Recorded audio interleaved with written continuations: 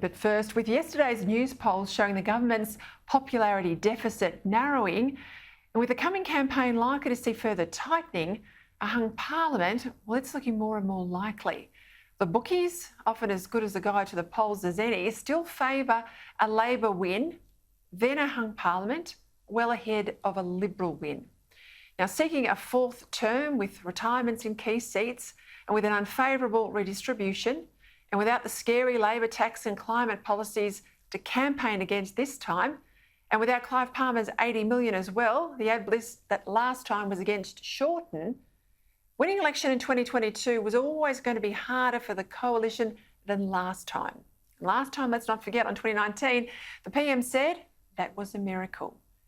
Yet under Anthony Albanese to date, Labor have been underwhelming, with a left-wing leader pretending to be a moderate, someone who's a lifelong Republican who supported death taxes and wealth taxes, who said no to coal. Coal has no future, he said.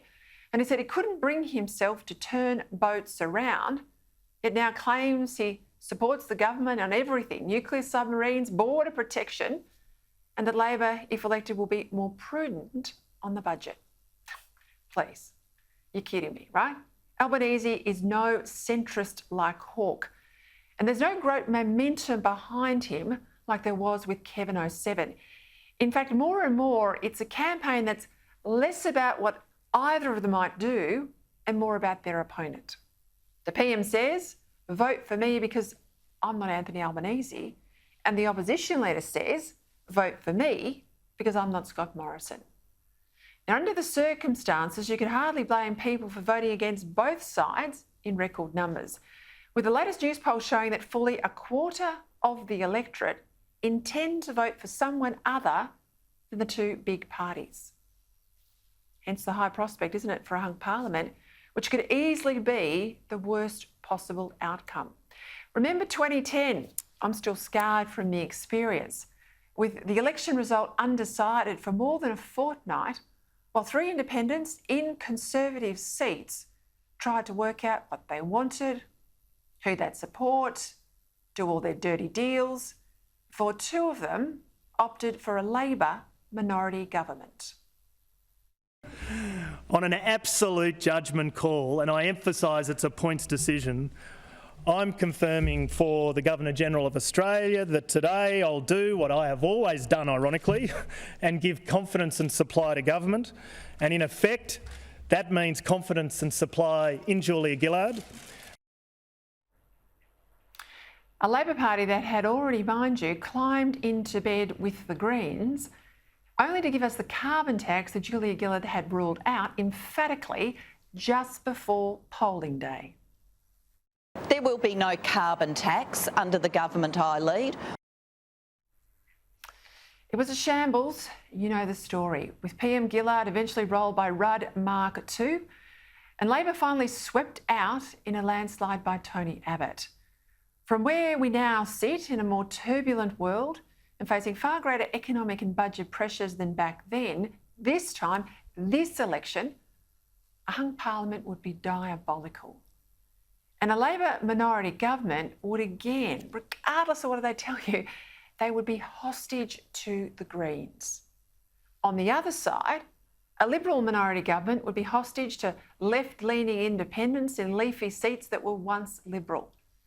But that's only if they went Liberal, which I doubt, given recent comments by Warringah's Zali Steggall. Where it's changed is the conversation we've just had around leadership.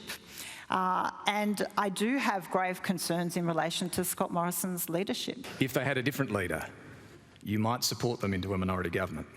That is obviously an open possibility. It's bad enough when the electorate votes for one Prime Minister only to have the Labor or Liberal party rooms suddenly decide to second-guess the people. It would be even worse were the people to vote for Scott Morrison only to have this cabal of independents suddenly give us a Prime Minister who hadn't even been one of the contenders at a general election. In such a case, the election would be effectively decided not by the electorate at large or all Australians, but by a handful of MPs that hardly anyone knows based on their personal likes or dislikes. I can't think of anything more corrosive of faith in our democracy. That's why the only question that matters for any of these independents is who would you support in the event of a hung parliament? Labor under Albanese or the coalition under Morrison? Forget their flim-flam about a better environment and more integrity in government, because that's all a facade. Their real agenda is to be the power block in the event of a hung parliament. Be like Oakeshott and Windsor back in 2010, elected from Conservative electorates while handing the power back to Labor.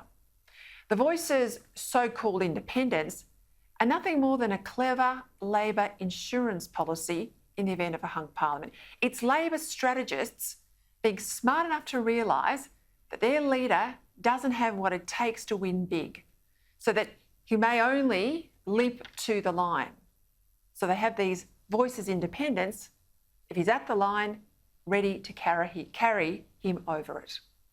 If these Voices independents, like Stegel and others, won't tell you exactly who they'd support in the event of a hung parliament, they themselves have no integrity.